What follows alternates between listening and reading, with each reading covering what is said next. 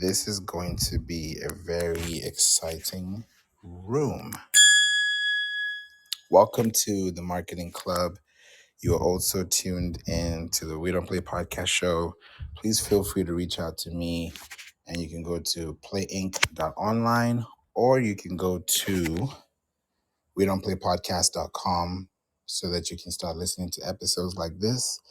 And also, if you like help with SEO as a business, as a consultant, as an agency, as a business owner, and you need help with your business, feel free to click the link above, and I'll be happy to connect you to a few places that you can actually enjoy, especially if you're in the mood of podcasting or creating a space for podcasting.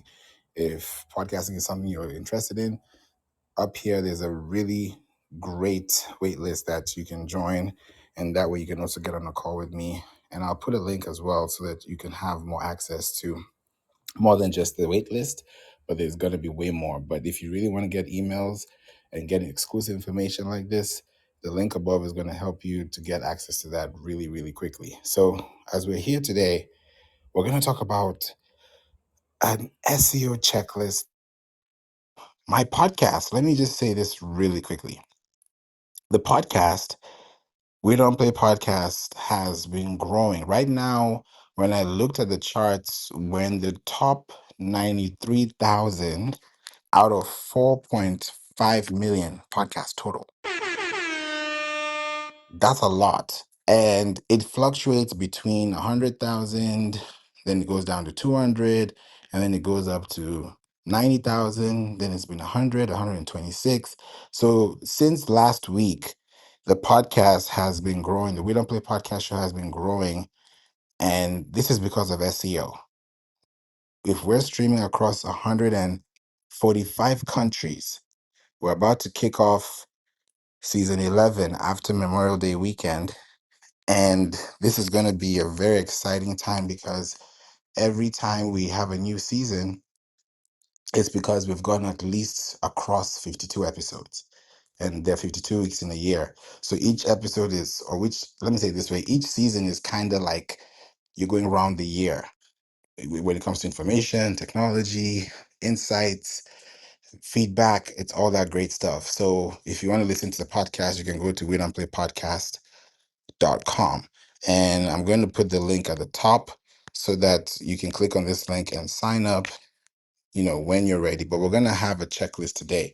And I have a full checklist for you, full checklist, so that you can understand these things and take action when you're ready. Before we get started, Mo Dub, what's going on? Happy Saturday. How are you and how you enjoying your weekend, your holiday weekend? What's up, brother? Thanks for bringing me up. For those that don't know, I'm Mo Dub, the vet you love, and yeah, I'm the content and copywriting king around this joint. Um, but yeah, man, it's going good now, man. Because I got AC now, man. I didn't have AC for almost a week, actually a little bit more than a week, and I had to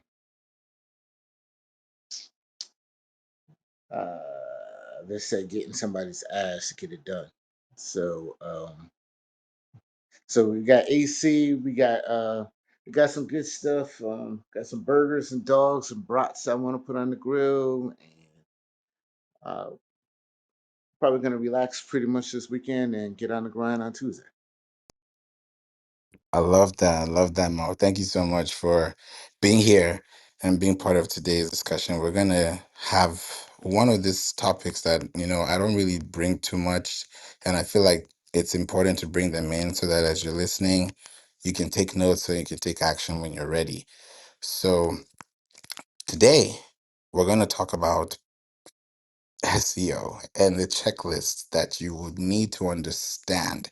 If you want to join the podcast waitlist, the link is available in the chat. If you want to connect, have a call, both accesses will get you to the calendar. So we have a checklist. Now we're going to cover 6 areas. We're going to cover the SEO basics, which you have to know, because if you don't know these basics, everything else that I talk about today is all, let me use this word, invalid.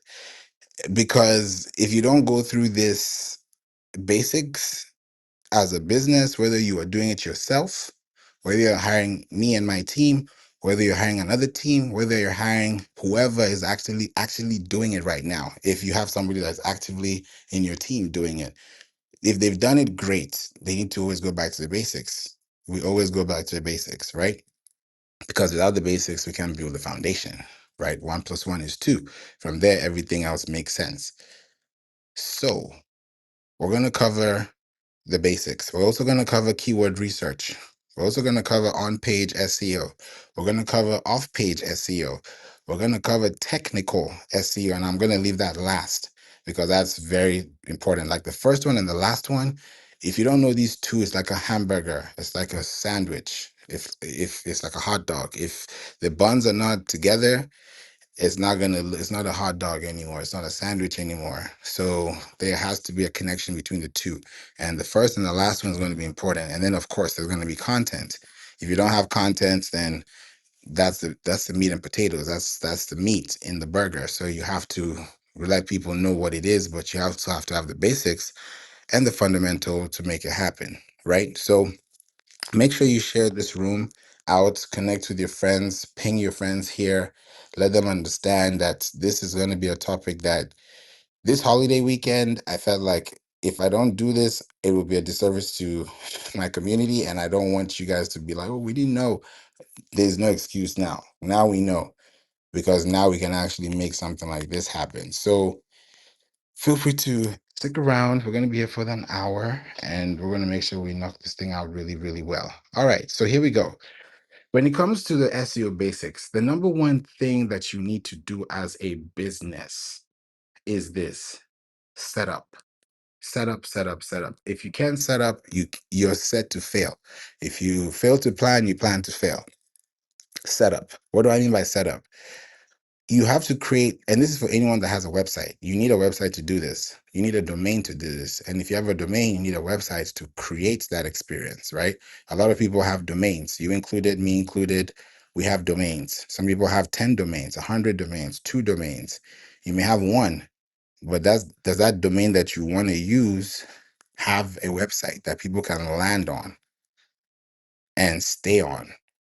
I was just doing a video for a client showing her the activity of how we track websites and clients to understand how people behave on websites. If somebody's clicking left, clicking right, are they clicking up, clicking down? Are they clicking in between? Are they adding to cart? Are they removing from cart? What are they removing from the cart if they're going to have to remove something? Like we see all those things because we want our clients to have clarity. When you're spending money and you're spending time, you need to be focused because when you pay attention to what you pay for, you get more results because you're paying attention to the details. So, one of the details you have to pay attention to when it comes to SEO basics is that you have to set up your website to Google Search Console and also to Bing Webmaster Tools. These two are non-negotiable. We can't work if we can't do this. If you say no to this, then we're not the right people for you because Google Search Console and Bing Webmasters, and it used to be called Google Webmasters before they changed to Google Search Console, right? Or Webmaster Tools if you want to keep it generic. When you hear Webmaster Tools, that means it's a toolbox that is required for you to work something out.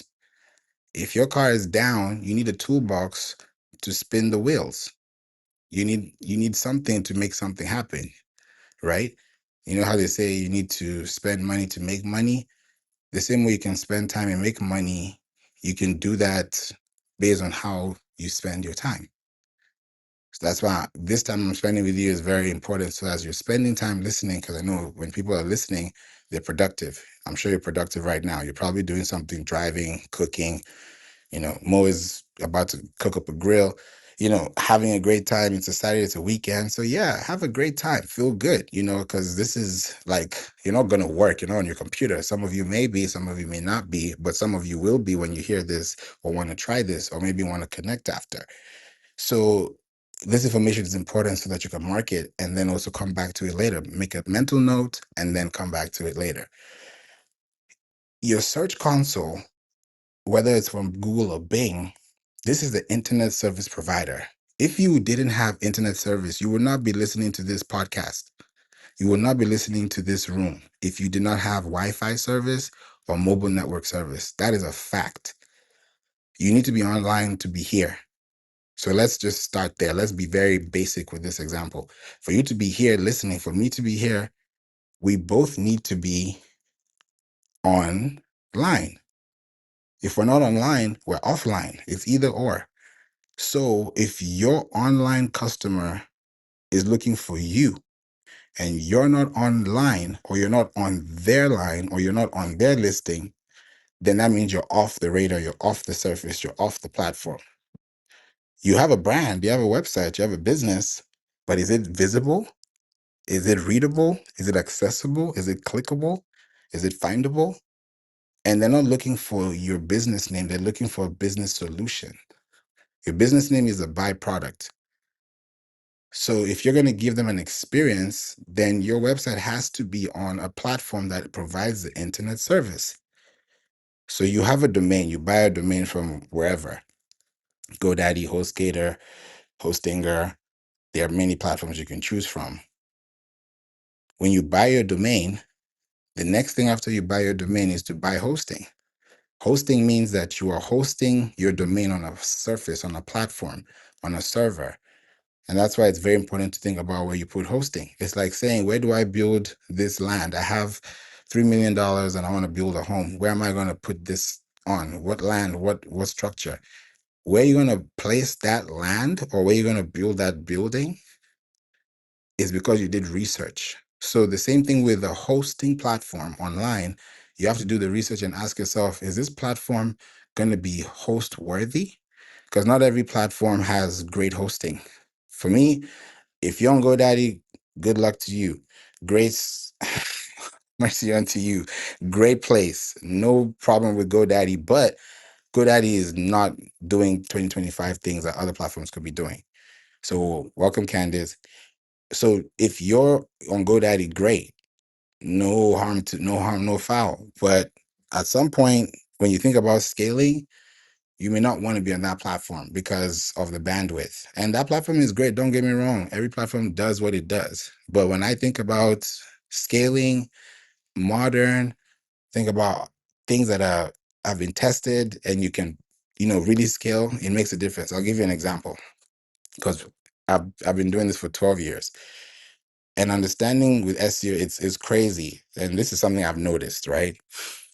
And it happened to a lot of clients before, and we just here we go again. There's a time we tried to connect a client's website, and we needed to change the name server throughout the DNS record. This is going to be a little technical, but you'd have to hear this so that whenever it happens, you won't be like, huh? DNS stands for domain name server. So in that name server, you have records, right? You have an A record, you have a TXT record, you have a CNAME record, which is a canonical name record. You have records that are going to identify with your domain. And those are at the back end. When you send emails as a business, when you have a work email from Google Workspace, from Microsoft Outlook, from Apple Mail, wherever you send out your emails or receive them from as a business, you have to create something called a mail exchange record, which is called an MX record. That record is what you're adding to your domain name server so that you can receive signals. So when you get an email as a business, that email is coming to you because you created a signal from the server. So it just doesn't happen by happenstance. You have to create that experience and you have to connect it manually or automatically if you integrate it correctly. So when you connect these things, you're creating something called a language model. So if I'm sending an email to my email list, this is on the surface level, and I'm sending an email to my email list, and my email list is getting a link to my email, which is a link to my domain, which is the same as the email that I sent it from, because it could be info@domain.com, and you just send them to the same domain that has a link to a page. So your MX record, your A record, your TXT record, those records that are on the back end of your website have all been connected to Search Console once upon a time. You don't have to do this twice. It's like when you get the keys to your house, you don't get the keys to your house twice. So when you gain property, when you acquire property, when you have the title deed, when you have ownership rights, Now you can decide to do what you want based on quality control and spreading and distributing. So as you're creating these experiences, that is the Search Console, because Search Console is the internet service provider for Google. So if you go to Google today, even Google themselves are connected to the Search Console. So who are you not to connect your website to Search Console? Yet there are over 1.1 billion websites in the world, but not every website is connected to the Search Console. About 16% of those websites are active. And out of those that are active, not every one of them is updated. So when you start thinking about the 1% of the 1% of the 1%, you ask yourself, where do you lie in between that benchmark? Are you on the end of the curve? Are you at the beginning? Are you far from the middle? Are you far from finished? Where are you? And when you start to decide and say, okay, this is exactly what I need to be doing, then these are the things to focus on. So the basics of SEO is to make sure that your website is found online by search engines and AI. Right now, AI is huge. Just the other day, I was talking about this. Google just created a whole, if you're in the US and you're listening to this, they just released this across the United States where you now have Google AI mode, meaning that anybody that uses Google on their phones or their computers, they get AI mode as a response. About 64 to 70% of those responses that you get are coming from sources that are new. So if you already have a domain that is strong and you have an article that's expressing a conversational topic through a form of a blog or a video and audio, what you're creating is a multimedia format system that allows you to be scraped by the web, which now gives you more access to resources, which can now be transformed through file extensions. So an MP4 is a video, that's YouTube. An MP3 is audio, that's podcast. A JPEG, a PNG, that's images. So when you start connecting these words, these file extensions into your arsenal, which is your website, then you start realizing it's not just a website that I have. I have an intellectual property that can actually attract traffic.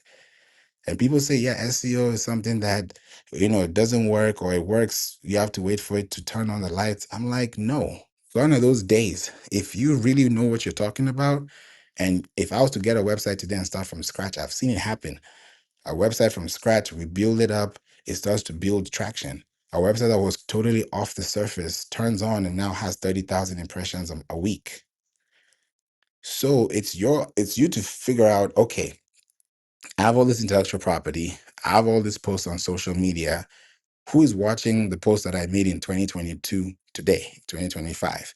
And who will be listening to me tomorrow, 2026, with an episode that was published in 2024? Is that going to happen? Is it possible? Yes. How? You have to position yourself to make sure that you can add that value. So the basics of SEO is connect your website to the Search Console. Connect your website to Bing Webmasters. When you do these things, all right, Mo, we'll definitely love to hear from you when you're back.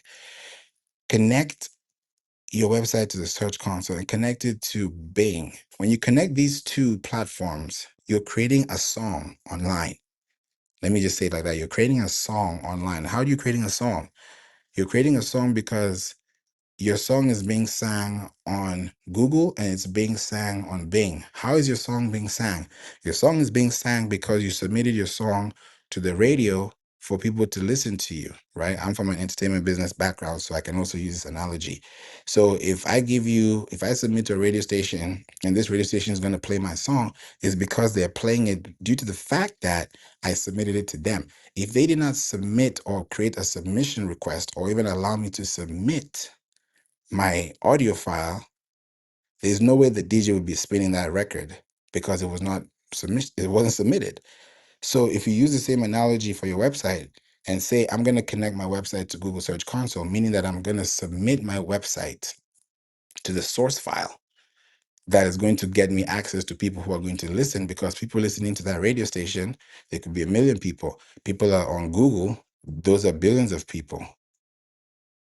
So when you think about the billions of people and you think about the connections you're creating, your question now becomes, how do you translate this into value? How do you translate this into quality? How do you translate this into responses?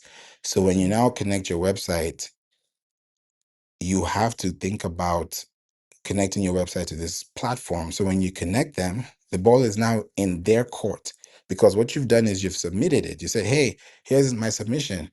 Is it good? Yes. Is it good? No. How is it going to be good? How will we know? How we're going to know is when it goes to the performance tab.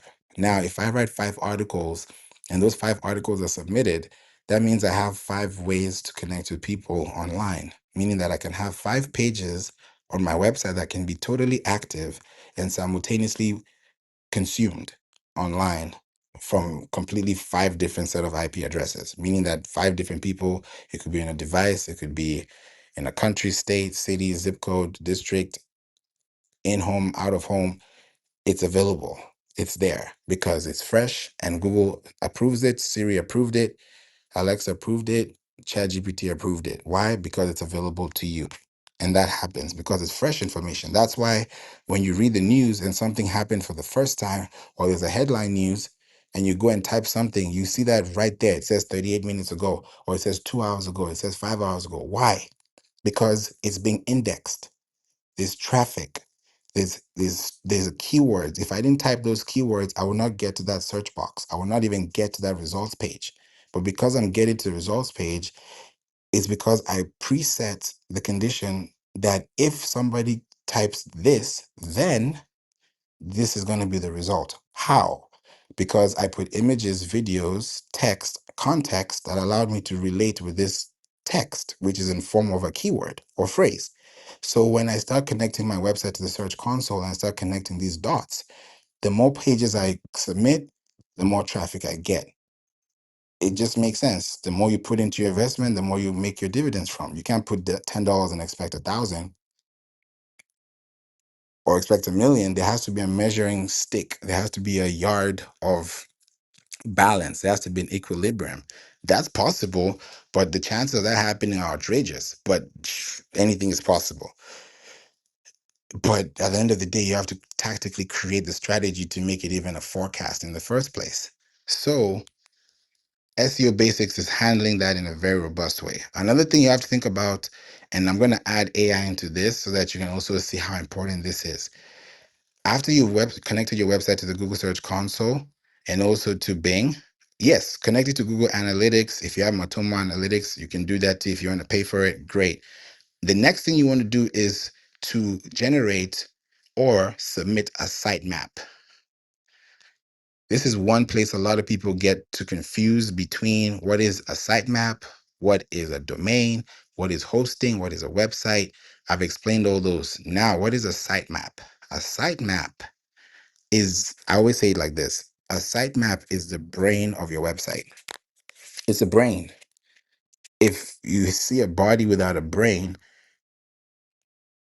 it's not going to be very literal with the example so you can actually see this because it's not far from what meets the eye. Sometimes SEO sounds like it's Greek, but it's really ABC if you really just connect the dots. Analogies, but very simple analogies to also look at. If there's a body without a brain, then there's no function of the body because the brain needs functionality from the body to react. So if your website does not have a sitemap, it means that your website has a body, which is the website, the domain, the hosting, the aesthetics, the buttons, everything looks clean, great.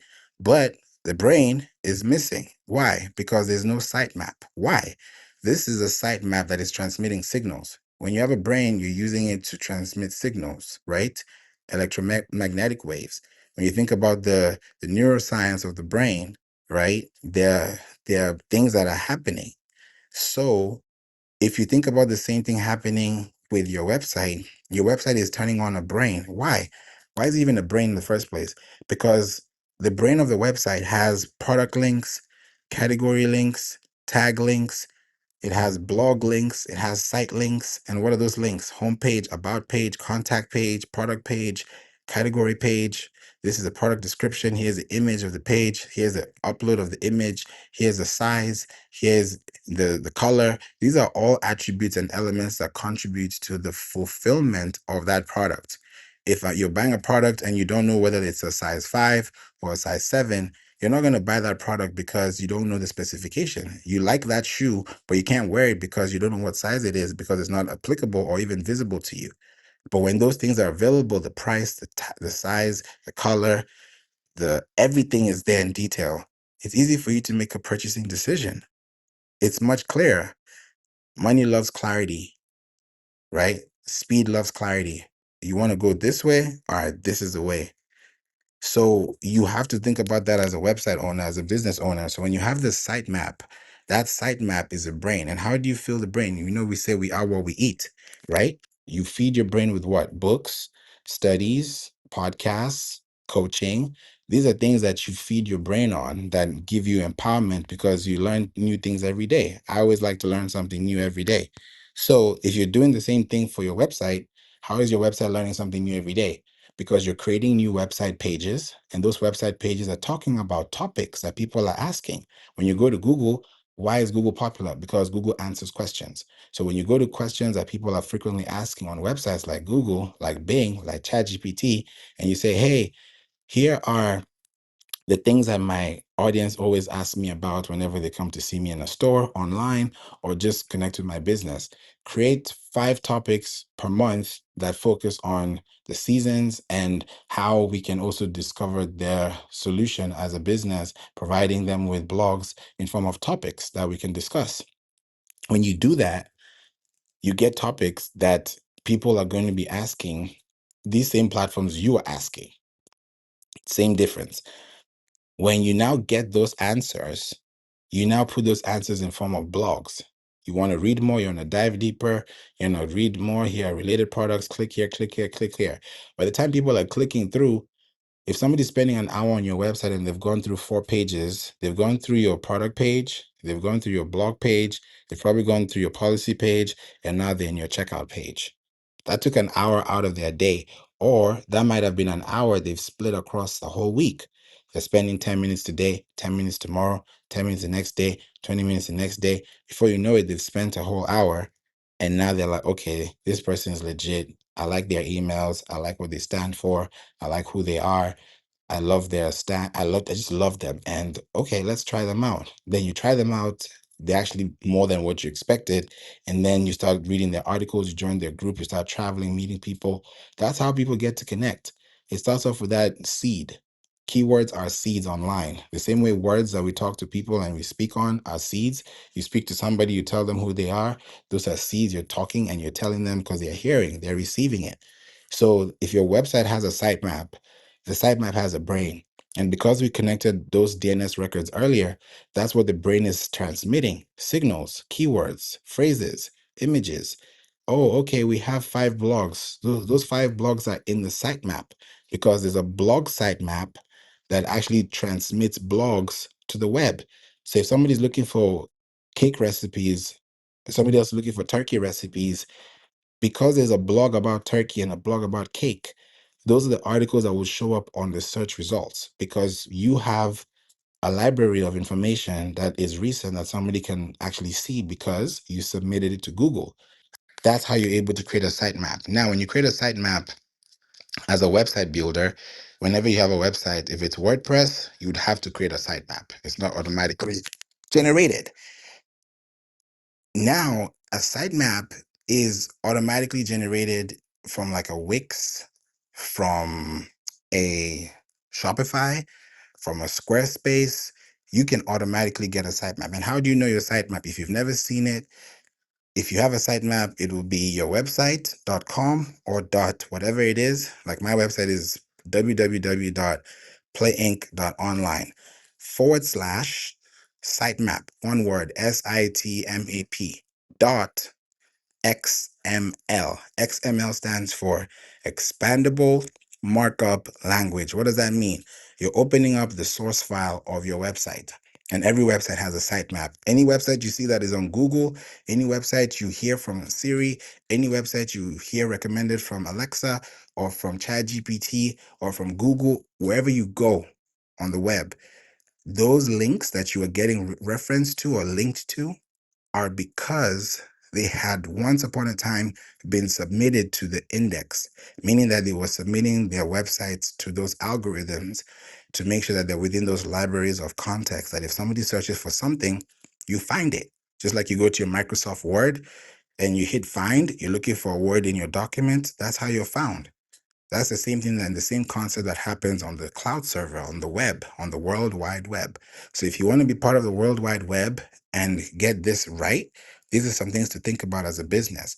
So I want to go into copy and I want to go to you, Modub, and ask you this. When it comes to copy, because we've talked about the technical, how people see things, but if they're reading things and it doesn't make sense to them, all these things I'm talking about are going to be irrelevant because it has to have an emotional connection. There has to be a logical and a clear explanation. So how does someone also achieve that, knowing that this is also one of the important things to handle as a business? Okay, good question. So one of the things I'll say with your copy, right, and your content is less is more, right? And what you want to do with that is you want to start every sentence with a verb or an adverb, right? Because that's an action word. It helps them with their skimming or whatever. But a couple format things you really want to keep in handy. Number one, you want to have a headline for every paragraph, right? On your website, on your blog, on your emails, you want a headline for every paragraph for the people that skim, so it's something to catch their eye, right? You want to use the H2 or the H3 for that. Number two is you got to have an impact statement up front and at the end, right? Back in school, we used to call them like thesis statements, right? What it's about, and then boom, close it.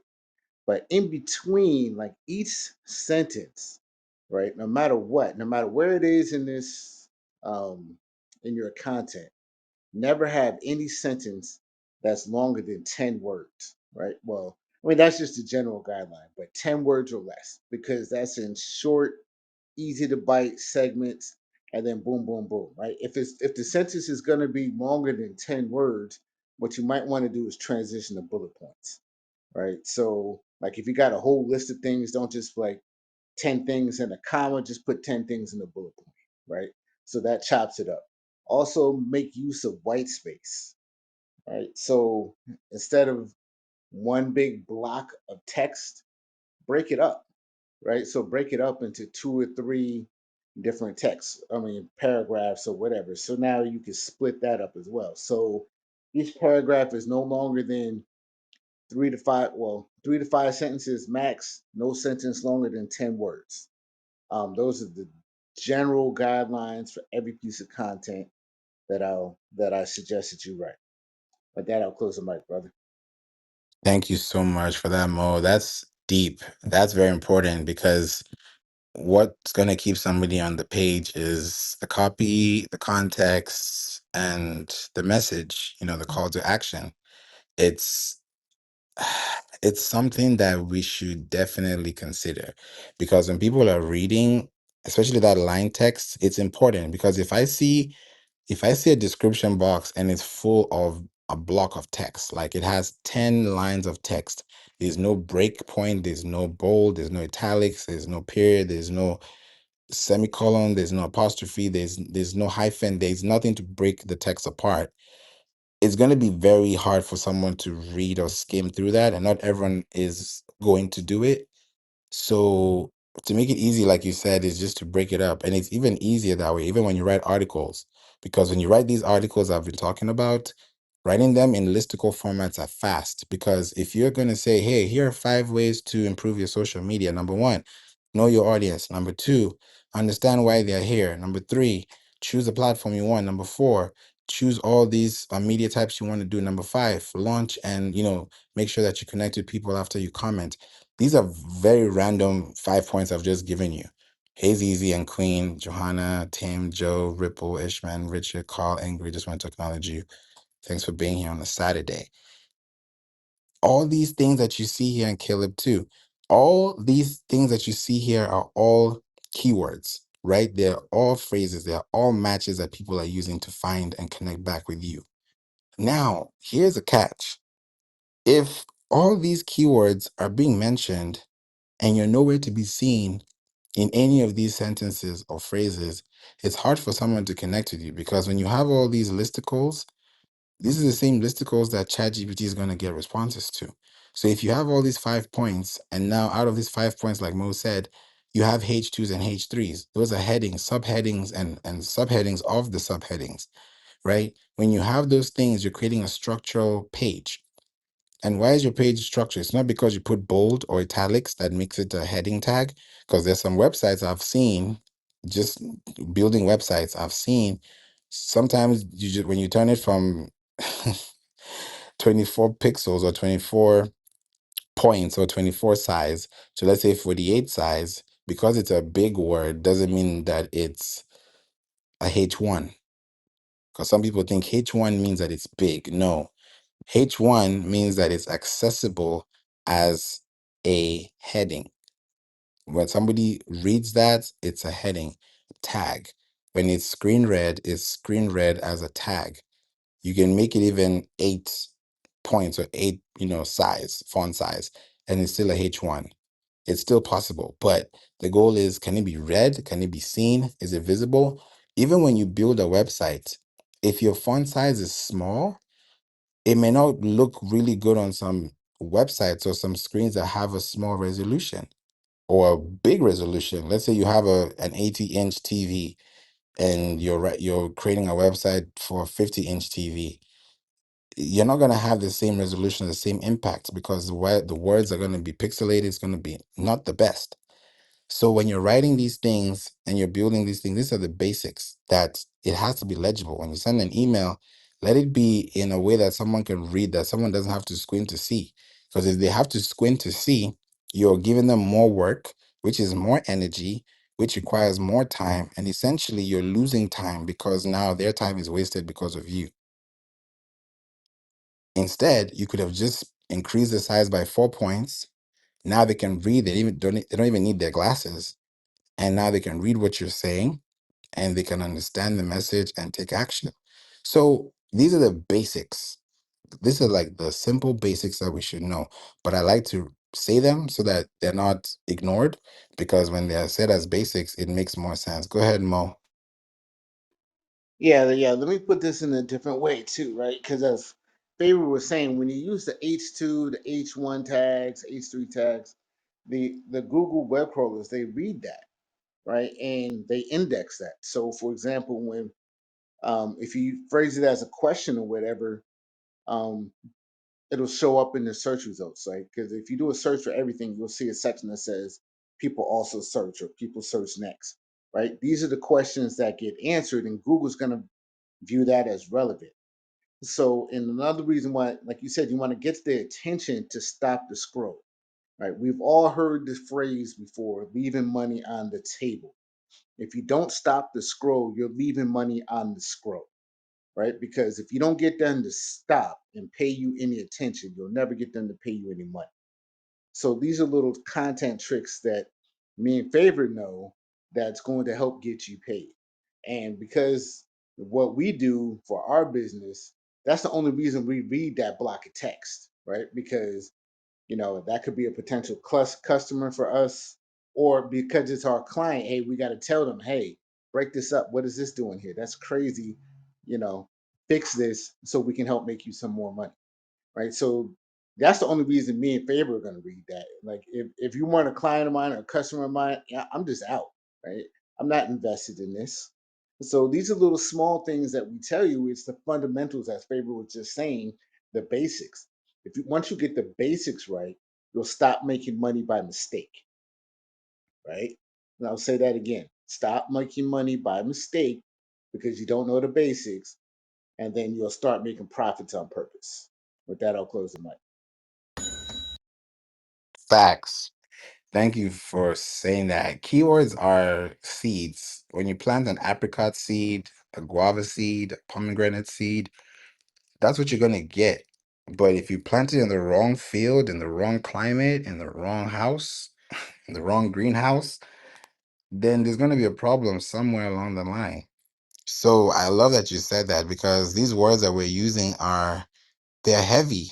There are some words that actually have weight. Like if I say this word will carry more weight because it's more common, or it's more popular, which even a perfect segue is going to the second part of the SEO basics and the checklist, which is keyword research. Keyword research is important because if you can't do keyword research, it's going to be hard for you as a business to grow. Hard for you as a business to grow. I'm telling you these things for free because on my podcast, I get feedback. People say that my podcast is barrier free information and they get binge worthy content, which is a blessing because I'm telling people, hey, go here, go here, go here. There's no gatekeeping. So that when you go there and you get stuck, that's when you know, okay, there's a reason why there's direction and guidance to places like this. Because I can tell you, hey, go do this, but if you don't know how to do it correctly, how are you going to do it? Like I was telling someone the other day, yeah, I was in a room the other day and I was mentioning that if you didn't know this, it's very important to water your plants with, this is so unrelated, but it's very important to also know this too. It's good to water your plants with warm water instead of cold water if you want plants, if you do planting, right? You should already know this, but if you didn't know this, that's something new for you to know. You may not understand why I even know this or why you should know this, but it makes more sense. It adds color because you're able to know, okay, this does this does that. That's how basic it is, right? So if you take that same instance, that same translation, and think about keywords, those keywords are keywords that people are going to use, and those keywords have importance. Prioritize them by search volume, prioritize them by keyword difficulty. When you prioritize these keywords, welcome, Chika. When you prioritize these keywords, it means you're prioritizing information. Right now, on my website, the website you see above, a lot of people are asking for Pinterest content strategy.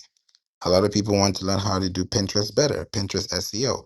I sent out an email to our community. We're over 10,000. And I said, hey, do you guys want to learn more of Google SEO or Pinterest SEO? Pinterest is on the roof. I was like, what? Okay, so it makes sense. Search engine is telling me Pinterest.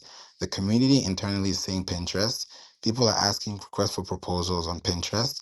We're managing accounts on Pinterest. And we're like, okay, it's working. We go to the analytics. We see Pinterest is showing up as a source traffic. You can now run ads for half the price of what you'd have spent on platforms that are way oversaturated like Facebook and Instagram. So you're like, okay, now we found the low hanging fruit. How do we maximize results? Now you're able to understand that, okay, when you do zip code marketing, when you understand who you're connecting with, then it makes more sense. The podcast is also doing that too.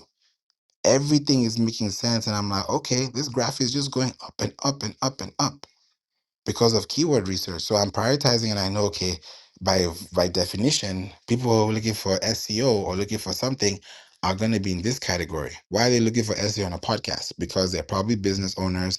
They're probably people who are looking to hire. They're probably looking for information to learn how to do it themselves. You never know what people are looking for until they tell you. So you might just be here trying to get information so you can do it for yourself, or you might be trying to outsource information to know who's the best person to hire. So it can be any way it can go. At the end of the day, the goal is to make sure you have an understanding that, okay, if I go this route, it's because of this and this. If I do this, it's because of that. There's an if then clause. So when I think about this long term as a business, your goal is to also understand, okay, are these people also doing the same things? When you have a keyword, what is your keyword?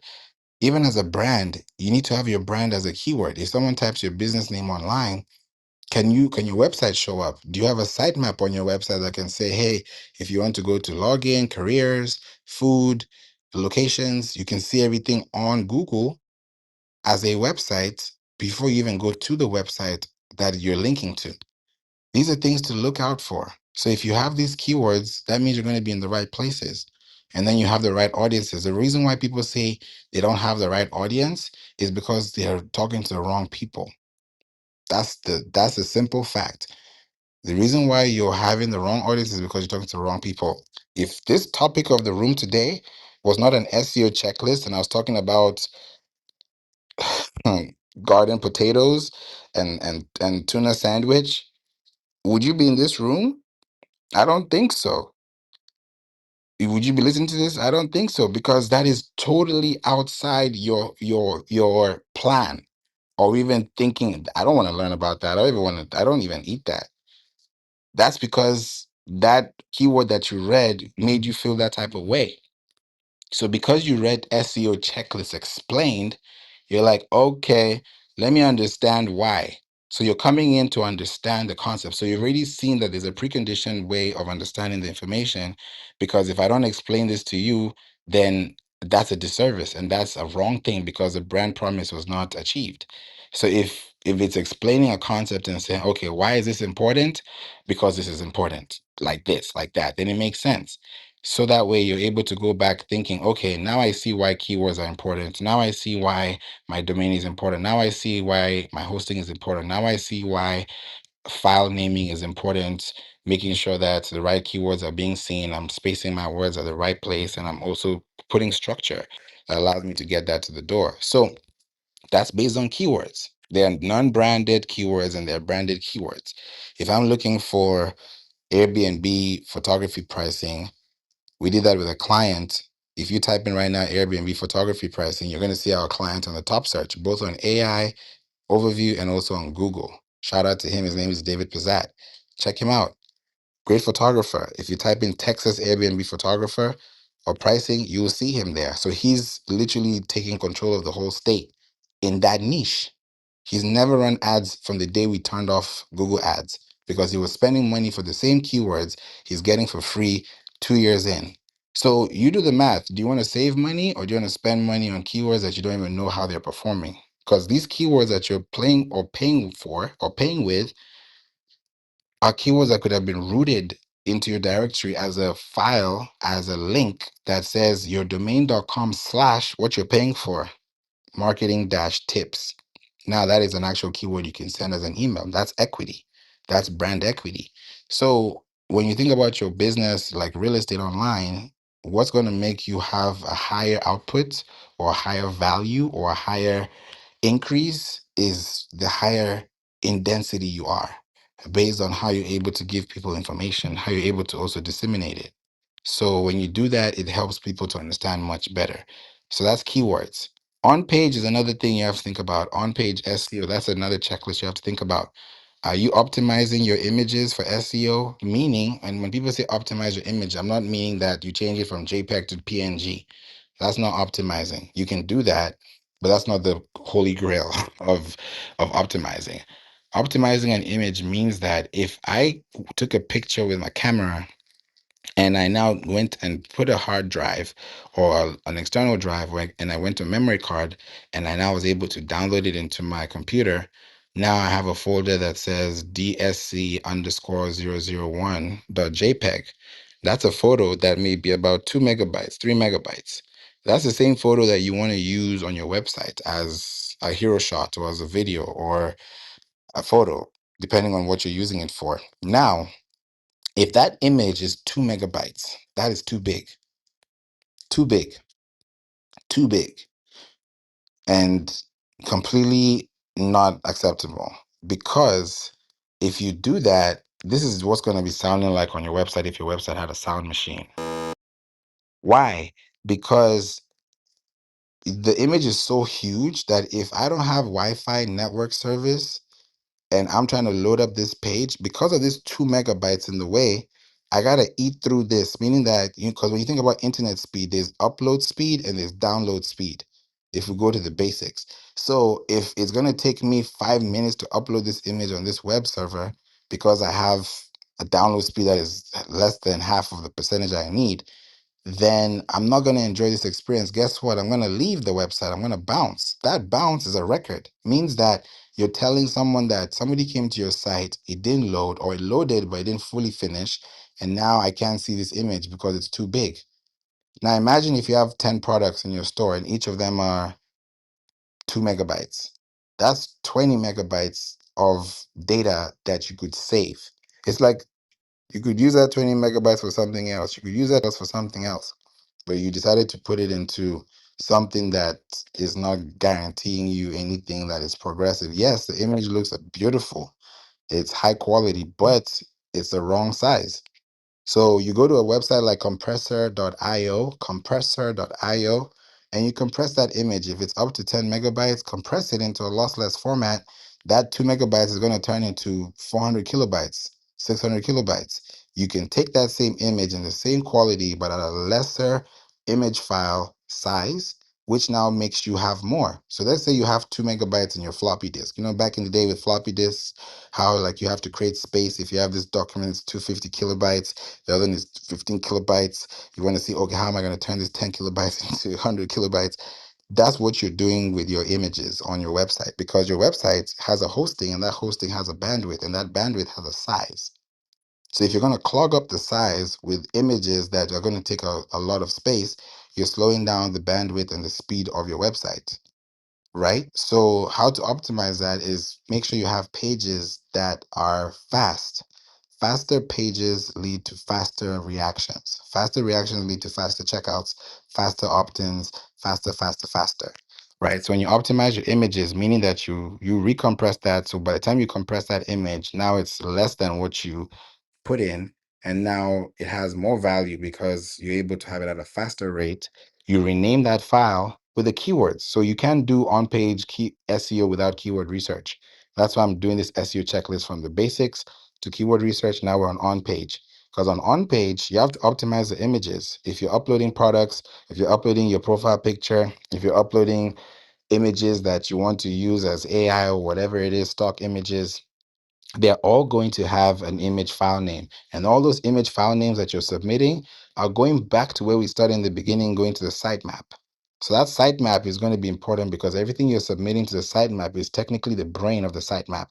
So the more images, the more links, the more videos, the more things you upload, the more that you're able to put in. If you put in your LinkedIn, your link, your Facebook, your Twitter, your or X, your other websites, your corresponding pages, and you're putting that on your website, you're technically telling Google when you submit it to the index that, hey, I have these links, and these links are available for this reason. And because they're available for this reason, please index them in that way. So that's something that really gives you long-term benefit as a business when you think about on-page SEO. Think about internal links. I've just talked about external links. External links means that you're sending people away from your website. So if you're sending them away from your website, people say, oh, I don't want to send people away from my website. Well, you can do that, and you can send them to a website link that you are featured on, or you can send them to an external link, which is a product link, maybe that you're featured on another page, or you could even simply send them to your social media. That's an external link. Why? Because somebody's clicking away from your domain to another domain. They're leaving your domain.com to linkedin.com. That's like house jumping or house hopping, right? If I move from this tab to this tab, it means I'm moving from this house to this house. So anytime you look at your tabs on your phone, if you look at tabs on your desktop, those are houses you're in. If we really think about it, those are houses you're living in. Why are you living in those houses? Because you're active, because you're live, because you're clicking, because you're reading, because you're scanning.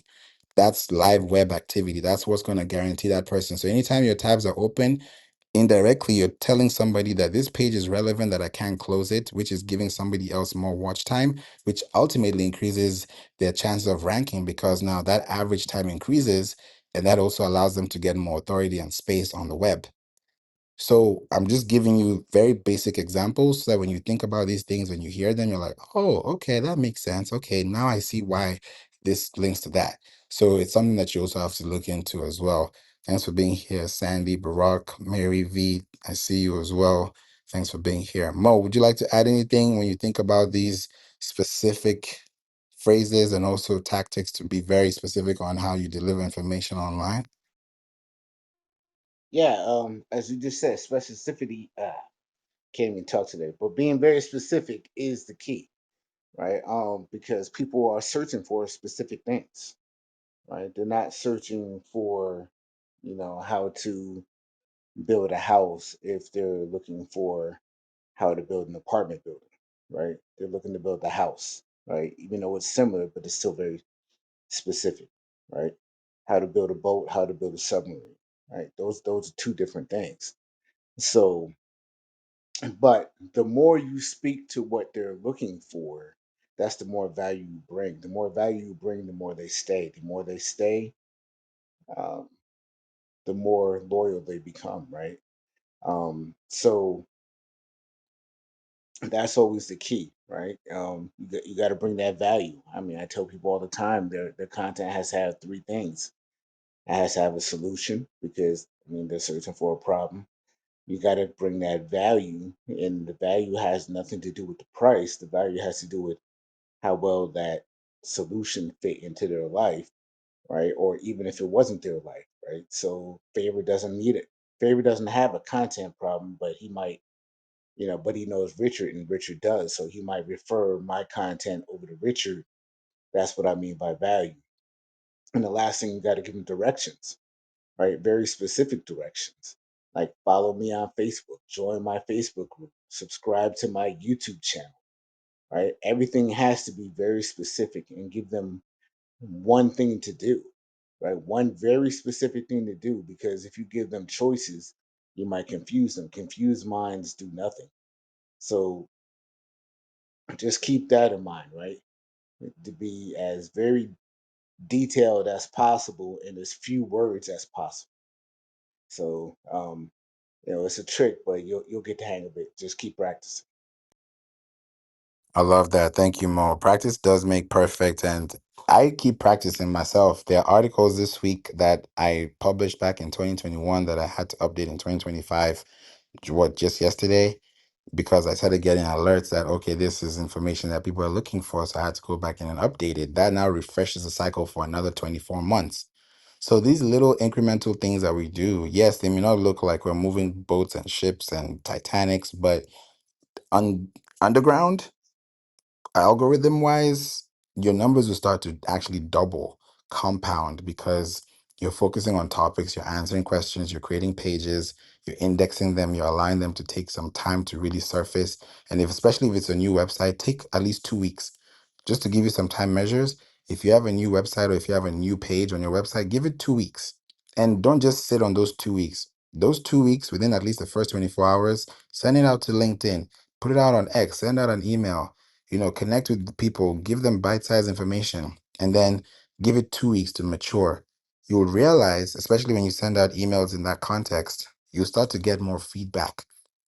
Like to the point where I even know what my community likes in the during the day, what food they like. That's how deep I'm connected to them, because I remember asking them a question, and I always do a poll. I was like, what's your favorite meal of the day? Is it breakfast, lunch, dinner, or is it brunch? And brunch was the least, which was very surprising. Lunch was the highest, right? And then I think it was breakfast and then dinner. So I know what people like. So if I have a brand that comes to us and say, hey, we got this breakfast products or we got this lunch products, I know very well they're going to eat it because they have time to eat something. And if I'm going very specific, I know what music they like. I'm able to really detect those things because I'm asking them. I'm not just sending you emails, hey, buy now. We do pull marketing, no pushing, because if we pull you in, it means you actually came in out of consent. It because you said yes to the cause. It's because yes, I need help. Yes, I raised my hand. Not, oh, whose hands are being raised? Can you put your hand up? Put your hand up. Put your hand up. That's a lot of energy, and I don't have time for that. We don't have time for that. We want to make sure that you understand what you're doing. So when you do raise your hand, you have an information based knowledge of what you're looking for. So when you apply that information, it's easier for you to take action because you actually know the base. So that's what we do, and that's what we like to see, because that also allows you to feel free and also learn from us too as well. So on page SEO is important. Optimizing your images, your links are important. Make sure you have links to relevant content. Make sure you have your meta description. That's something that goes unannounced. Meta descriptions are like preview text on email. If I have a preview text in my email, and that is a very specific call to action that says, hey, scroll down to the bottom of this email to get the code, or do this to do that, you're giving them action steps. That increases your open rates, that improves your click rates. You're giving people things that they should actively do. Like, for example, I sent an email earlier this week and it was Google SEO versus Pinterest SEO. I did a poll. Now I know what people want. They want more Pinterest SEO. So that means I'm going to have more topics about Pinterest because the more they know, the more they're able to understand. They're not ready to buy. They're not ready to put their hand up, but they're ready to understand. So when you're ready to understand and then you're ready to buy, you're buying from a point of perspective that is out of knowledge. You're not just buying haphazard. You're not window shopping. You're not impromptu shopping. You're not just impulsively shopping. You're shopping because you have a goal, you have an agenda, you have a mission, you have a dream, and you have something to achieve. You have a milestone to cover. So that's how I was able to ask them, and I was able to know that. So I said, okay, here you go. In the preview text, I said, scroll down to the bottom of this email, and there's a surprise for you. That's what I did. And what was the surprise? I was already talking about Google versus Pinterest, and then I just gave them a layup, and I said, "Hey, when you scroll down," and I even at the bottom of that thread, I said, "I'm glad you got here," like because you have to also be very active and responsive, because when they do that, they have to feel like they're being heard and they're being seen and they're being remembered. If you miss out on those three things, it's going to be a deflating balloon very soon. So when they got to the bottom of the email, I actually attached a video from Google Marketing Live.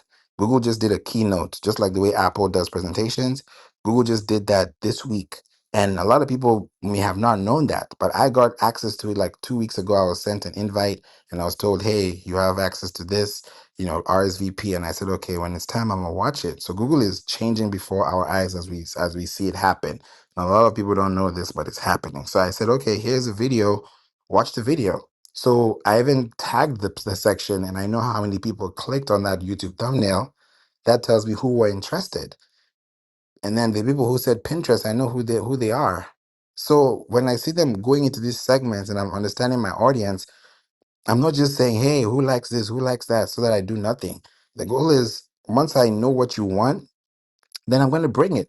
There's the economies of scale, demand, supply. If I keep giving you bread and you're looking for cake, at some point you just feel like you're not listening or you're not even responsive or you're not active, and then that's just going to create that resentment and that's going to lead to an unsubscribe, and nobody wants that. So when you start realizing that people are coming to you for help because it's something that you have that you can respond to, don't ignore that, because that's the very one thing that could actually take you to the next level. That's how you're able to think about it as a business. So that's what happens with on-page SEO. As a checklist, make sure that is in place, right? Your meta descriptions, that's going to be the highlight of what you put in every page. And you have a section to do that. Your title tags are different from your meta tags, completely different, right? Because when you think about your heading tags, that's a H1, H2, H3. Your title tags are the things that say meta title, right? Or meta name, because those are meta descriptions or those are meta inputs that people are able to see on the page. There's off-page SEO. That's another one too. Off-page SEO, if you have a Google business profile, this is for reviews, for research, for just getting more feedback. Yeah, I would even say to the point where if you have backlinks, that could also help, because this is where you're able to understand and know, okay, I'm showing up on this platform, on this platform, on this extensively. It gets you to the point where you really get to know, okay, this is where I need to be. Sometimes people say, oh, because I'm a service-based business, how can I get reviews? You can. Go to Trustpilot. Go to business.trustpilot.com.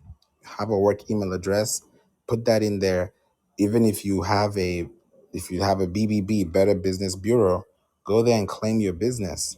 And then let people leave reviews on those platforms, so that when people talk about you on those platforms, you're using those platforms as off-page SEO. Why is it off-page SEO? Because when people leave a comment and say that that bagel was amazing or that pizza was the best, that's because those words, best pizza, amazing, are things that people are looking for to actually make a decision. When you go to Amazon and you're buying something from the cart or you're about to purchase, you check out the reviews and see how many reviews. Am I satisfied with what people are saying enough for me to purchase this for myself to experience the same thing? Yes, no. That's going to be the yardstick you're going to use. If that yardstick is not yarding, it's not going to go anywhere. So your goal is to make sure that you are creating the experience for people to see, so that eventually when they come back, they're like, okay, this person answered 5 questions that I've been trying to figure out. Now I understand all these five answers, and now it makes sense. So that allows me to now make a decision, which allows me to make a purchase. So these are the things you have to think about. Welcome, Maria. So your goal is to really understand the value of asking yourself, are all these things I'm talking about done? Yes, no, maybe. We don't know. Let's find out. That's the whole point of SEO. SEO is not a one time fixer. You don't brush your teeth once a year. You don't shower once a year. The same way you don't do SEO once a year, because this is an ever growing thing. AI yesterday is not AI today. AI tomorrow is not going to be AI from today. So if you're optimizing for these platforms for today, the same way you plant a tree today for tomorrow is the same way you plant a seed with a keyword today on your website for tomorrow's access, because you don't get traffic until you have access. Why is there access? Why is there even traffic in the first place? Because there's a road. If there was no road, there would be no traffic. So why are we on the road? Because there's traffic. We got to go somewhere. So when you understand these concepts as a business and ask yourself, is my website driving traffic? In the literal sense, you're asking yourself, is my website bringing people that are asking these questions online to my website as a source of exchange of information that allows me to be validated as the eligible trust finder, or the person that actually allows me to connect back? That's up to you. If you use Google Business Profile, that's great, because that also allows you to have off-page SEO. You can connect your web links there, your social links there for people to see. So these are great things to think about as well. Content SEO is also important. When you have table of contents, when you update your old content like I talked about before, when you grab attention with bold sentences, right? When you have headings and subheadings, we've talked about that today, have amazing intros. Those are things that are very important to look out for, because when you talk to people and you're connecting with them as a conversation as opposed to talking at them, they'll feel like you're connecting with them. If somebody's talking at you for 5 minutes, at some point something's gonna snap. It might not even take up to 5 minutes. You're probably gonna have been snapped from inside. So, or crash out, however you want to say it. But at the end of the day, your goal is to make sure that that person leaves better than when they came. So if they came to your website and your website is slow, it's loading, the wrong links are clicked on, the buttons are taking you to the wrong pages, that's a bad experience already, and that person's not going to come back. But if it's a great experience that you give them more than they came for, they, oh, sign up here. Oh, here's 10% off. Oh, even better yet, sign up and get 20% off. Or, we have complimentary calls. They'll be like, oh wow, look at all this candy. Let's have a conversation. Now they feel like they're part of it. I was telling a client yesterday, and I was telling them what we're going to be doing, because we also do e-commerce, optimization for your store. They have a Shopify store, and we're telling them, hey, and it didn't make sense to like explain it 3 times. And she was like, oh, I get it now. And I told her, instead of saying free shipping above $100, say we cover your shipping over $100, meaning that they have to purchase to the point where they get to over 100. Let's say it's $102. Now we can cover your shipping. But if you say free shipping over $100, it's kind of like saying, oh, you got to add this to this cart until it gets to $100. So psychology wise, marketing wise, you're pushing them away, because now they have to do things for free, quote unquote, to get free responses, as opposed to saying we cover your shipping with $100 over, meaning that it's like saying, oh, we're gonna secure your car with insurance over this amount. It makes a difference in the sale. It makes a difference in the conversation. Those little things go a long way. And that's not the only thing that's going to change everything, but little things incrementally make a decision and actually make you better than you were before. So we do all these things into Google Merchant, Bing, whether you're a local business, international business, we work internationally with people.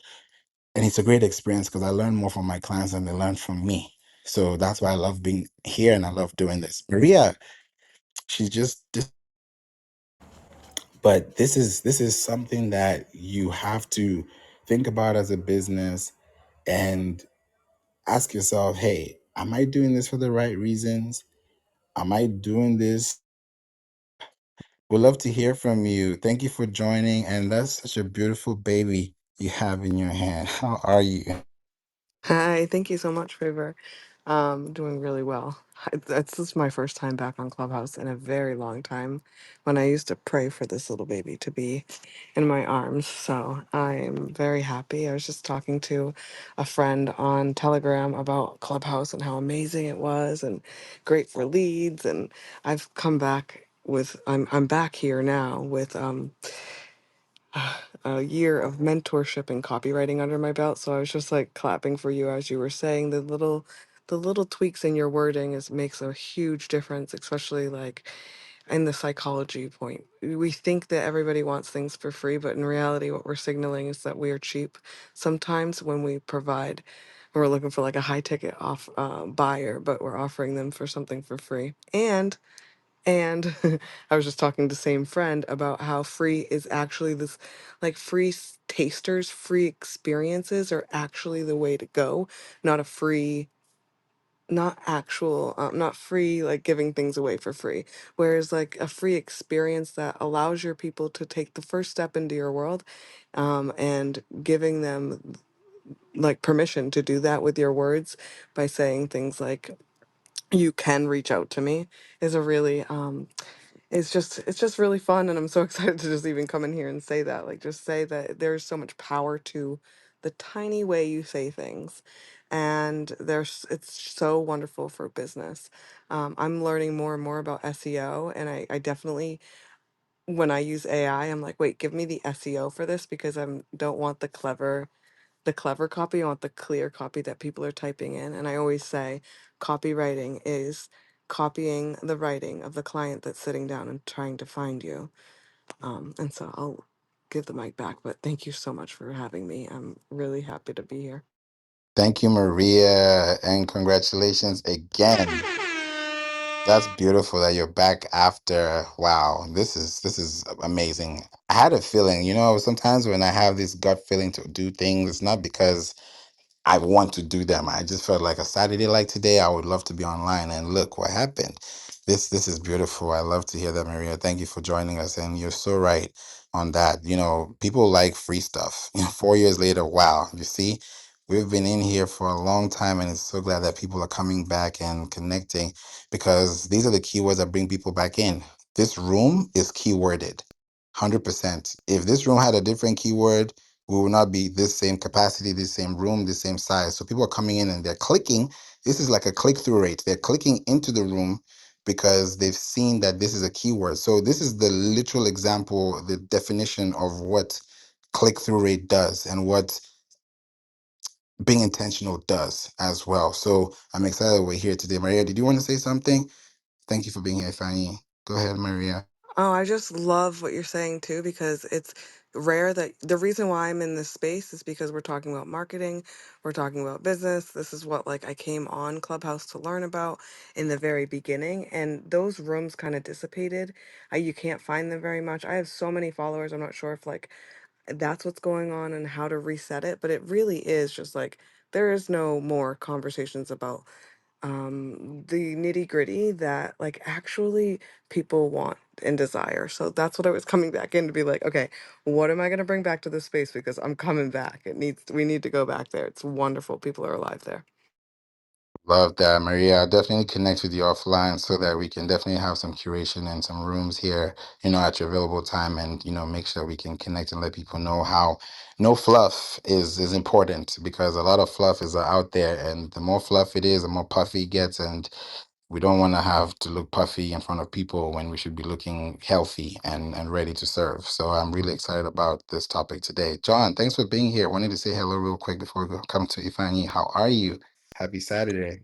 Happy Saturday, everybody. Hope having a great Memorial Day weekend. And I jumped in and I saw your room earlier and I couldn't make it, but I jumped in very quickly because I've been doing a lot of research. Favor knows that I've been making a lot of progress in the last couple of years, and SEO has a lot to do with it. We're a podcast, and the growth has been exponential.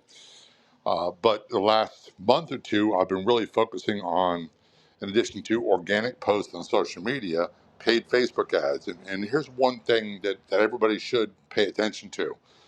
The industry standard for click to conversion ratios is anywhere from 2 to 5%. So that means if you do the low scale, 2% of all the traffic you generate with SEO, social media, whatever you do, can turn into increased sales for you. So let's just say you do 10,000 web page visits a month. 2% of that can turn into sales. 1% we can tweak on get the conversion rate higher, but that's where SEO really comes into play. And one of the things that I use quite a bit in Favor, and I've talked about this, is writing, what people call parasite SEO. I write articles on pages and websites that have high domain authority and develop backlinks with high domain authority. And there's a new one I'm writing on. I lost my access to news breaks, so here's a few. Medium.com. Medium.com has a really good high domain authority. You can get a free membership there. You can write your post there. You can write your blog post. You can embed your links there and get the advantage of that. LinkedIn is another one that's got really high domain authority, really high. You can write short articles there with a link at the bottom, read more, and develop access that way. Blogger.com, blogspot.com has a big domain authority, lots of users, same thing. And here's one I've been doing recently, and I don't know if I haven't talked to Favour yet about it, that you can check out. It's free to get a membership, free to write on hubpages.com. Hubpages.com has a domain authority, last time I checked, of 83. So that's 4 locations you can write blog posts at, you can write articles about, and you can develop more backlinks. So again, why would you not want to get more traffic and eventually more sales, more conversions? Thanks, Faber. Hope you have a great weekend. Thank you, John. Wow, thank you so much for that insight, and I'm sure that helps a lot of people to just figure out where you're putting your efforts and your time, because 1% every day, which could be one blog every day, one podcast every day, one email every day, one something every day, that's you go back to sleep and say I feel fulfilled, and somebody else feels fulfilled because you fulfilled them, because you fulfilled a query or you fulfilled a solution, then that's a good thing to feel when you think about your day, in retrospect. So I really appreciate you for bringing that in, John. Ifeanyi, thank you for being here today. It's been a minute. Hope you're well. We'd love to hear your thoughts, contributions, questions. Feel free. The floor is yours, and happy Saturday. What's good, Favor? Happy Saturday. Hey, John. Hey, Maria. It's a pleasure to be here always. I just want to start with this is the greatest era to be a creative. This is the greatest era to bring your vision to life. You can literally, just 2 days ago, you can literally, from words, create a cinematic video with sound and realistic interactions, like, like in one go. That's nuts. Or image generation or software creation. But and that's going to be forever the main driver of my ambition and passion for the future. But even to the topic of the room, my question to you, Favor, SEO, I think, is still going to be foundational moving forward. But I wonder what your perspective is when it comes to how SEO applies to AI. For example, if you search my name in any AI agent, Ifeanyi Onubogu, be it Grok, ChatGPT, Gemini, it will give you a complete, concise summary of who I am, and you'd notice that the main level of authority for that summary comes from my website. So I think SEO is taking an even bigger conversation, because now, if you're a service provider, um, rest assured, people are going to be asking ChatGPT to give them a summary about you, right? The question is, where is ChatGPT pulling that information from? Is it only going to be from Instagram or from LinkedIn? Or do you have a website that has authority on the web, that can nominate you in whatever situation, whatever agent chooses to do a research on you? That's what I wanted to add. Thank you, Fine. That's a great question. SEO and AI are like Siamese twins. Like they cannot be separated at all. People say, "Oh, because of AI, SEO is dead." That's a bad way to think about the future, because I believe that SEO is turning into thought leadership. Why? Because SEO in 2026 is not just going to be blogs, it's going to be a mixture of audio, video, and text. So if you have a podcast, you're in the green. If you have a YouTube channel that is connected to a website that actually generates traffic, you're in the green. The reason why ChatGPT, DeepSeek, Kimi, Perplexity, Harper, any of these platforms that are using AI to either have agentic searches or things that are going to be related to what you do is highly going to be based on your structured data. And that's why it's coming from your website. We even have a client who we started with them last month. They had zero traffic on the web, zero. They connected their website and everything, but it was zero. And they have a very great, amazing brick and mortar location. They do bariatric surgery in California. So it's like, okay, you guys have a location, people show up, but it's fine. But the reason why we need to fix this is because when they're asking DeepSeek or ChatGPT for bariatric surgeon near me, who are they going to refer to and who are the people that we're referring to? So we had to create author pages on the site that we can submit so that when Google or ChatGPT or Siri is asking or answering these questions, it's coming from a structured data standpoint. That's why schema is important. Yeah, people may say schema is not important, but if I have an event Who says page, that? So they needs to be knocked or something. They need right? to be banned.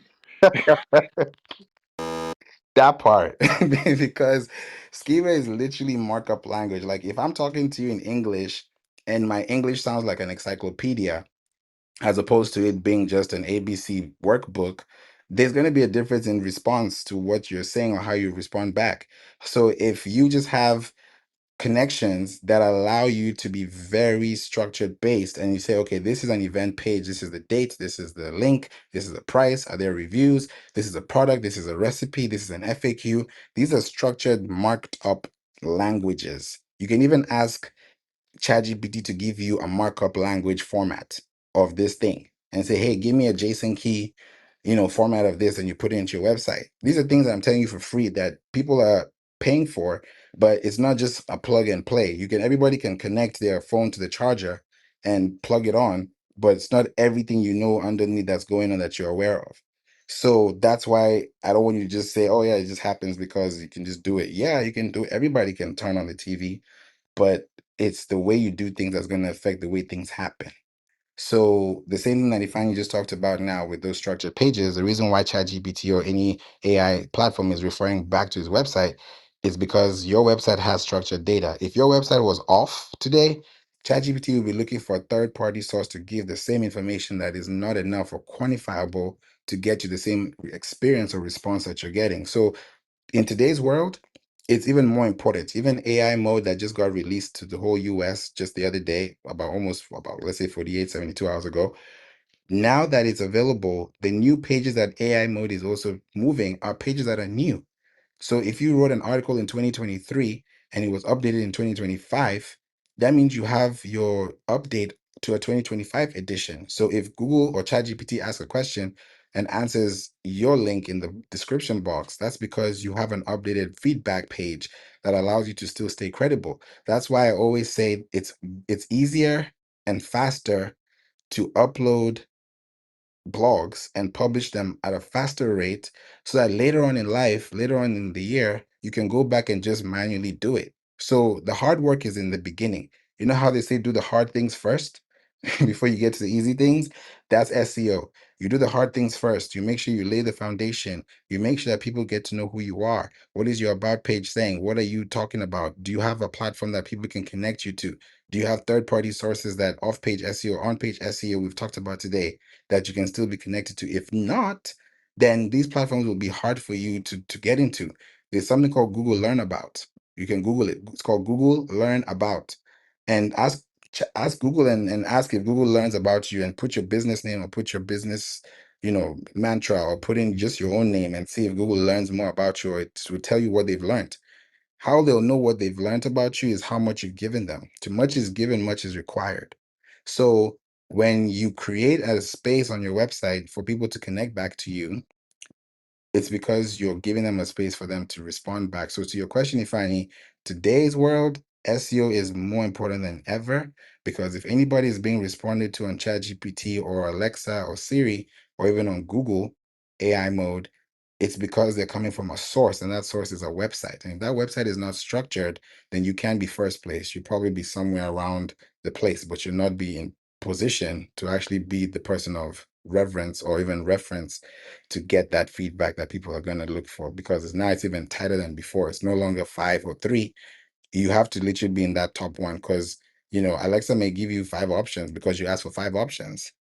Are you part of that 5? If not, how can you be part of that 5? So there's some things to look out for and build out on that actually makes you to be in that top search. So it's a big deal, and it's a big question that requires a good answer. And Ifeanyi, I hope I was able to answer your question.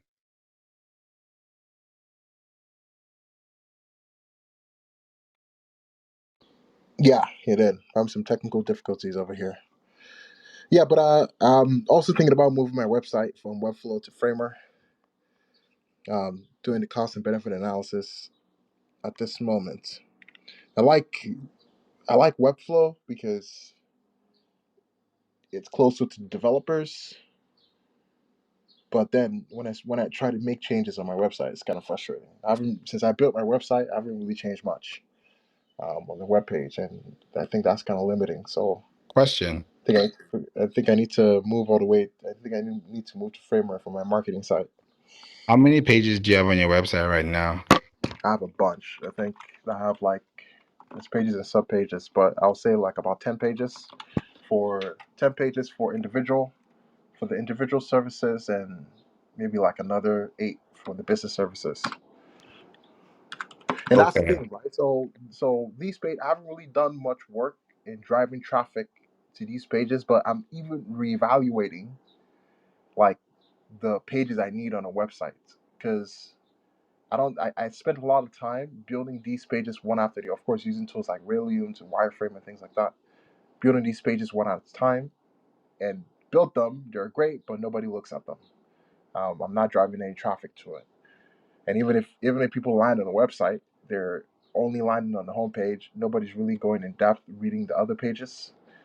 So I might just put like a chat box in the homepage. Maybe on the bottom of the chat bot, it'll just be, maybe about us, team. But that chat bot, they can ask any questions about my business. Who is Ifeanyi? What kind of services do you offer? That way, it's more engaging. And then, if they ask the question and there's a marketing page relating to that question, the agent should be able to pull up a marketing page instead of having the traditional navigation of, well, click this button, click that. Because I'd rather people start with a question and then have the page or marketing material surface up to them rather than have them surf the web page. Because I think that's not, because once I learn how to build websites, I look at websites now as just like PowerPoints, like active live PowerPoints, and we want to make a good first impression when people land on the website. Thank you, Fanny.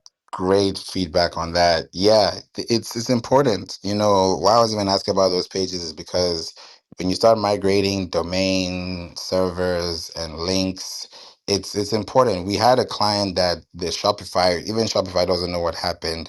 And these are horror stories I've been hearing for days, and God knows that, sometimes when you think about SEO, yeah, it's permanent, but you have to also protect your data and also who has access to your data, because I think she had a couple of other managers, and for some reason, someone pressed the wrong button. The next week, I come pages that she was generating 50 to 100,000 views a week all got deleted from her Shopify, and that was a whole tag that was deleted. So it literally went off the surface, and that just told me, yo, that's crazy. So what did we have to do?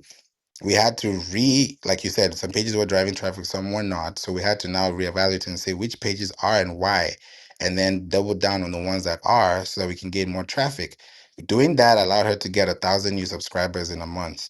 What we did off what she lost. So I mean, for me, I like challenges because I'm like, okay, here we go again, and I'm able to understand these things. So if you're doing it and you've said, okay, we're going to move to Framework because of this cost effective, you've done your cost analysis, yeah, 100% do it. But like you said, when you move houses, you got to get ready for whatever is coming with the moving. So when you're done moving and you're settled, then you can say, okay, let's do it again. But that will take some time. And of course, when you're making that decision, you're not going to do that again till maybe 5, 10 years, if you're even going to do it in the first place. So it's good to think about these things. SEO wise, it can be a very huge difference in turn, knowing that you have a website page that if somebody uses that same URL that they've been using for years and it has a 404 error, then that's going to have a bounce rate, which is going to affect your rankings. It's like credit. So you just have to think about how you manage all your portfolios, which are your links online. Right, yeah, I know you mentioned ranking, but the big question, does ranking even matter anymore? Because nobody's like, the world has changed so much. Like using um like worrying about how much I rank on Google, I feel like is the least of my worries at this stage. Because I'm not gonna compete with because I'm in financial services. I'm not gonna be able to compete with Morgan Stanley or Northwestern Mutual that would pay as an ad to outrank my page. So that's not the issue. Is my biggest thing right now when it comes to SEO is if people, because in financial services, people are always going to look you up. If people look me up, what shows up? If people ask their AI about me, about my business, what I offer, what shows up, and things of that nature. And of course, driving traffic to the website is probably just going to be like on the marketing efforts. How do you use Facebook and all these tools to drive clicks? LinkedIn, get people to click on that button. And then how you, because another thing about Webflow, right? Webflow charges you. This kind of frustrates me about Webflow. That Webflow charges you for analytics. They charge you an additional $40 a month just to get access to analytics. Right now, I'm using Microsoft Clarity for my analytics, but with Framer, they just launched like an analytics service that just comes free, standard with your website, and I think that's great. They also launched Component Builder. So if you really want to build some interaction on your website, live data, interaction on your website, and you're trying to build a custom component for that, you can literally just ask, and the AI would build one for you. So it's kind of crazy. I love that you said that, Fanny. There's something I want to piggyback on that you said about ranking. I don't think ranking is the holy grail or the one say be all. Like this is like the Dark Vader, or like this is like the say it and then that's it thing. No, that's not what it is. So ranking is, I usually say this, ranking is a byproduct of your success or failure. Because if you are using, like you said, you're paying an extra amount to have access to intellectual property that you own, Right. which is crazy. So when I hear that, it's like I make a song. I'm in the entertainment business industry. I create a song. I know the producer, the writer, the distributor, the marketer, the publisher, and then I have a 360 deal because it has to go to everybody before it gets back to me.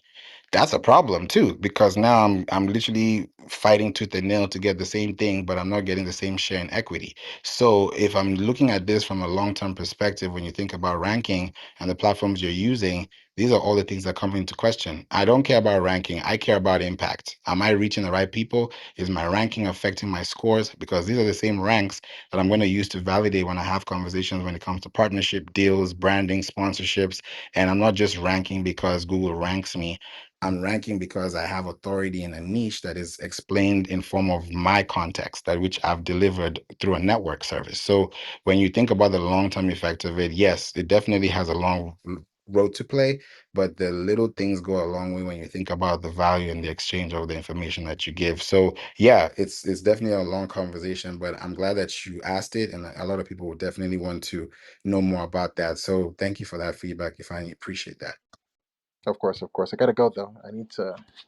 I'm building software right now. Oh my god, like the Let's shit I'm able to do go. today, like it was literally impossible to just even a year ago, even just a year ago.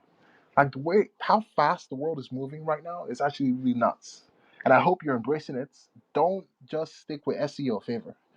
This is the greatest opportunity to be full stack, because it's not just about whether your stuff can be discovered, is what does the website even look like? What are the kind of assets that you're putting on your website to attract people? How do you A/B test? How do you track these events when they click? What marketing system is that connected to? Like shit like that. That's a full stack marketing, even in the marketing copy and materials, the images, the fit. It's a lot. I know. It's a lot. It's not It- just SEO that we handle. It's literally the full stack end-to-end marketing because you have to it's like saying we do SEO and we forget there's a plug. It's like saying, okay, I have the plug to the source, but the source doesn't have power source, or there's no way we can track the meter. It doesn't make sense. There has to right. be a sandwich that connects the dots. A sandwich is not a sandwich without two buns. So we have to definitely do end-to-end marketing, but it's definitely important, and it's no longer even search engine optimization, is search everywhere optimization. So Absolutely. I love Absolutely. that. Thank you, Fanny. Absolutely. You're welcome. You're welcome. Take care. I'll talk to you guys soon. Same here. Appreciate you. Have a great weekend. You as well. Guys, you've heard it, you've listened, you've paid attention. I'm not the only one saying this, and I always like to hear other people say it because I don't want to sound like a broken record. I want you to know that this is a real life thing that's happening in front of you. And if you just wait for something to happen, it's not going to be good. So the earlier you're able to adapt into it, the better. And the last thing I'm going to say about this is the technical part for SEO. And I'm going to say this really quickly because we've covered everything. Make sure your website is mobile friendly. We've covered that on images and text. Make sure it's loading fast. That's going to be based on your text and your images and your videos. Make sure that you're using HTTPS, not HTTP. There's a big difference because that's a huge SEO requirement now. If your website is HTTP, it's not secure. You're not going anywhere at all. You're not going to get on those blue links. So have a HTTPS protocol. That's going to help you tremendously. If you have any broken links on your website, fix them. How you get to know what's broken, go to siteliner.com, SITELINER.com. Siteliner is going to get you right and get to tell you you have a broken page here, you have a broken page here. If you have under 250 pages, you can do it for free. If you have over 250 pages, then you'd have to pay for premium. So I'm giving you guys this site so you can do them yourself. Or if you think like this is too much work, we have a team of 11 people, including myself, and we can get you definitely sorted out. So click the link above if you want to connect or just book a call. And it's very important. Yes, HTTPS. That's important. And then also make sure your site is indexed and your URLs are SEO friendly. Don't just write SEO keywords on anywhere. They have to be friendly. Why is it friendly? Because if you're my friend, we can share a snack. We can share a table. We can break bread. If you're not my friend, we can't even trust each other in the same breathing space. So that's why it says SEO friendly. Friendly meaning that I can click on it, I like what I see, it's relevant, it makes sense, and that's me. So that's the goal and that's the mission, that's the objective. So if you're able to do this completely, you can definitely hit the ground running. So we've talked about SEO basics, keyword research, on-page SEO, off-page SEO, content SEO, and technical SEO. If you're able to do all these things correctly, you will go far. And if you do 1% every day, meaning you update one blog today you create a new blog tomorrow, or you podcast something today, you post somewhere tomorrow, all these little incremental things will add up because 30 days is a lot. I feel like this month of May has been very long and we're still in the month of May. So if you've achieved something, please, please, please do, because this is something that you definitely do not want to ignore or keep back, or think about, oh, are we doing this today? Are we doing this tomorrow? How are we going to do this? And we create these events for long-term perspective. So if you have a business, then this is the best time to do it. Right now, I don't know if you know this before we go, there's something called a palindromic moment we're in right now. What's a palindromic moment?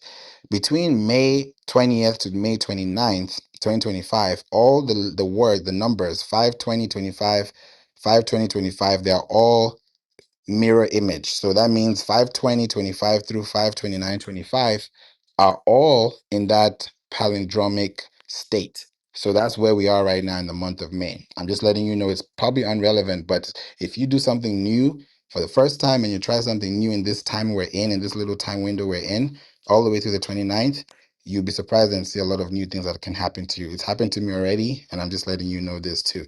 John, what would your final words be on how people can really take advantage of this information when it comes to SEO and explaining it to themselves, and also how can they connect with you after this too?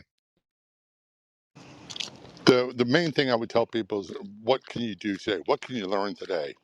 Uh, And all these things that we're talking about, the other people were talking about, getting people on your site longer, getting them to take action longer. The hard thing is if you have no traffic on your website, you're dead in the water. I don't care how many bells and whistles you got. If you got no traffic, you're not selling anything.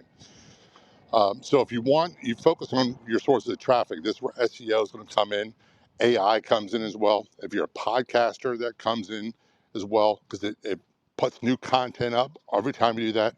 My website now has almost 1,000 pages that are searchable. And the other big thing I would say is start blogging. Start blogging on your website and then find other locations. I talked about it earlier, like Medium, LinkedIn, blogspot.com or blogger.com, and hubpages.com, and start developing backlinks. So increase your chance of being discovered. And blogs have a tendency to, you can do a blog, art, then maybe they're called a blog, but you can do an article that can last 2 years and deliver traffic for you for 2 years. Traffic is the lifeblood of your business. So figure out what you can get started with and get started doing that, and then work your way up. Thank you. Thank you so much, John. That is so true. Yes, traffic, and I can also say sales is the bloodline of your business. And if you have those two, traffic and sales, you'll always be in the go, green light, cash flow positive, and you'll have a great time online because people are actually there. If you have a business and it's profitable, it's because you're helping people solve problems. That's the only way you're in business. And I love that we talked about this today. So thank you, John, for being here. Ingrid, Richard, A really Barack. quick Yes. favor. Yes, John. Are you going to be doing your Breakfast of Champions on Monday Yes, I will morning? be there on Monday morning, 7 a.m. Central. Cool, because I'm going to do a thing on paid Facebook ads and about traffic and what kind of traffic you can generate and how you can do it at low ball efficiency. Man, it might be right at perfect time to do Pinterest right as a follow up. Yeah. Okay. Perfect. Thank you for letting me know. I will put that in mind and I'll make sure that we have that on Monday for sure. Because running ads on Pinterest is a beast and you can make so much money on Pinterest if you're doing things correctly. And yeah, it's definitely something to work on. Tracy said I'm triggered by the cha-ching sound I ran to my phone to the sale that didn't come in. Wait, don't say those things. It's gonna come in because take off the last part of that sentence because it's coming. You just have to position yourselves. Positioning equals to sales. So that's something that we can definitely tap into. So wow, great topic today. Great conversation. I'm glad I did this, and I hope this helped you understand how to explain checklists. Because when you understand the checklist, it's much better for you long term. So thank you, John, Ingrid, Richard, Barack, Sandy, Okbe, Tracy, Sack Black, Johanna, Carl, Tim, I appreciate you all for being here. Thank you, Johanna. I see you in the chat. If you have any questions, feel free to click the link above and book a call with me. Let's have a 30-minute conversation, talk about what you need, discuss pricing, scope of work, deliverables, action steps, roadmaps, because it's a project that you have and it's a project that has a requirement, has a deadline, has a milestone, and we take that very seriously. So we hope to connect with you, connect with your team, with our team, and make the teamwork dream work. If that makes sense, make the teamwork dream work, meaning that, teamwork makes the dream work, meaning that if you work as a team with us and we work as a team with you, then there's nothing to worry about. Two makes a happy place. There's always two to tango. That's why they say it takes two to tango. So for you to do that, you have to be dancing in the right steps. You can't have two left feet. So you have to do these things correctly to make sure that they work out for you. So appreciate you. Have a blessed Memorial Day weekend. Enjoy yourselves, and I look forward to seeing you soon. I'm going to have a swim, enjoy myself in this weather. It's hot right now. It's almost like 95 degrees in Houston, Texas. So I'm about to have a swim and have a great time. Love you all. God bless you. Take care. And I'm going to see you guys on Monday in the Breakfast with Champions room.